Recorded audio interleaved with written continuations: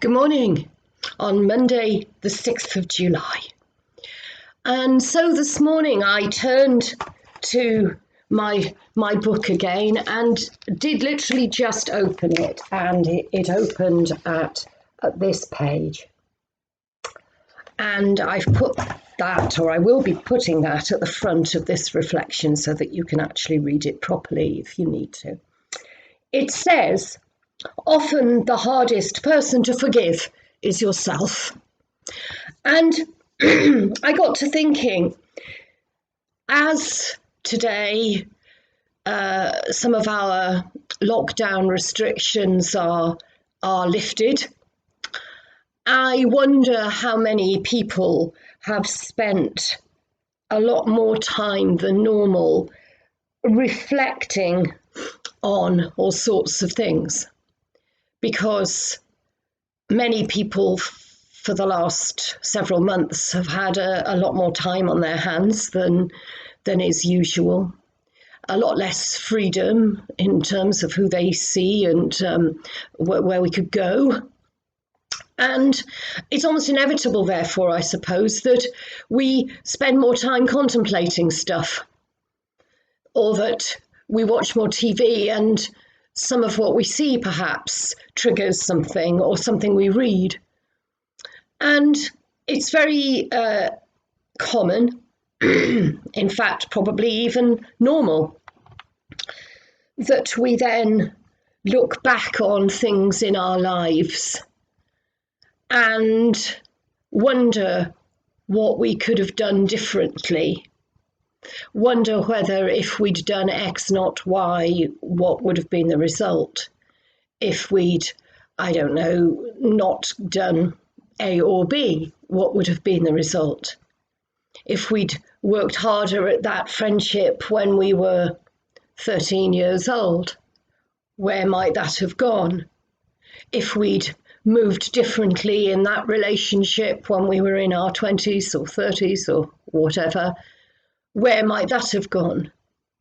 Where are we now? And are we sitting on regret? Are we sitting on stuff over which now we really do not have any control? And it's hard for us to forgive ourselves. We find it easier quite often to forgive others rather than ourselves. And I'll tell you a little story which has just popped into my mind.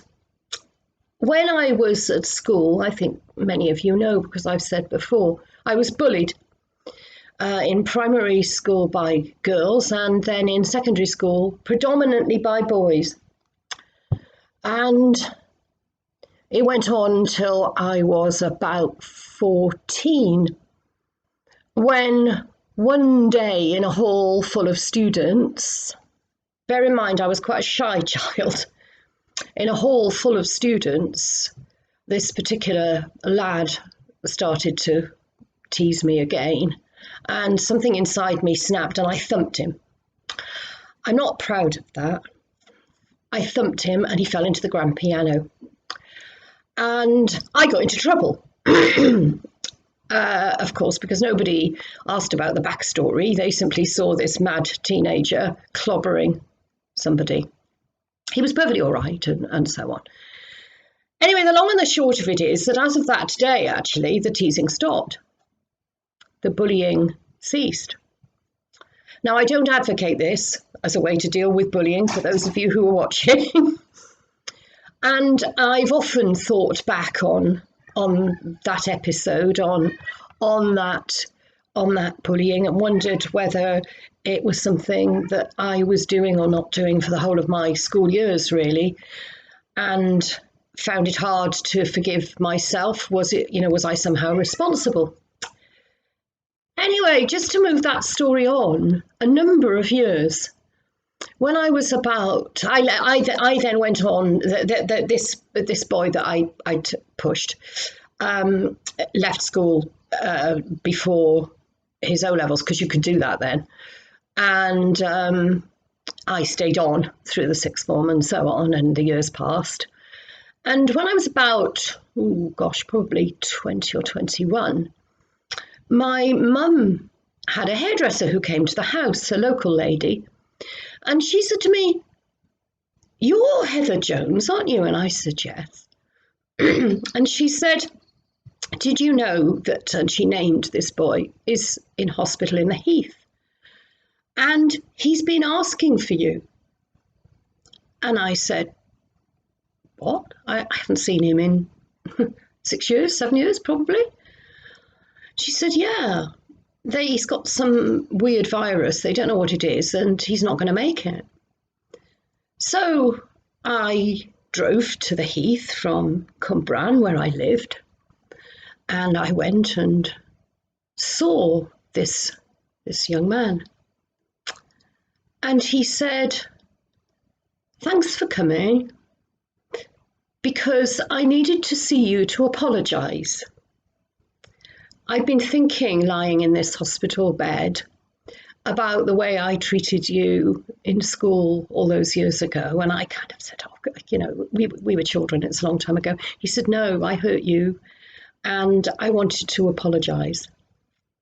And I said, "Well, thank you very much, but it's okay. I don't bear you any malice, any grudge." And he said, "Thank you." And I kissed him and left. And the following day he died.